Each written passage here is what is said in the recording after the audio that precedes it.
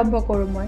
পিছে মোৰ খোৱাটো ইমান ভাল হোৱা নাই, কাৰণ মই অলপমান কৈছোঁ ন হেল্থ ইছ্যু চলি আছে, হ'লেও মই নোখোৱাকৈ নাথাকিলোঁ, কাৰণ খাই বৈ ফূৰ্তি কৰাত বিশ্বাস ৰাখোঁ মানে।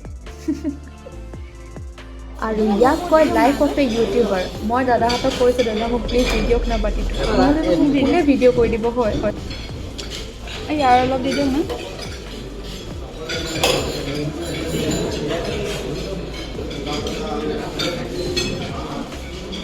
Thank U.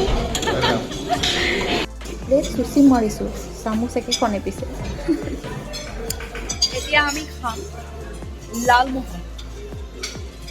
তাত কিন্তু চব খানাবোৰ একদম গৰম গৰম ছাৰ্ভ কৰিছে। এই বনাইছে, এই শেষ হৈছে, কাৰণ মানুহ অগণন, বহুত মানুহ আহিছে আৰু কাক মনা কৰিব ন খাবলৈ কাৰণে। এয়া দাদাই প্লেটখন লৈ গৈছে, মই হাতত দি দিছোঁ, কাৰণ পৰি যাব পাৰেতো। ভগৱানৰ কৃপা থাকিলে আকৌ আহিম পেট পূজা কৰিবলৈ ইয়াত। আৰু এইবাৰতো ফ্ৰীতে গ'ল, অহাবাৰকৈ পইচা দি খাম, কিনো আছে, পইচা আজি আছে কাইলৈ নাই। আৰু সেই বুলি আকৌ পইচাটো পকেটত থাকিবও লাগিব নহয়।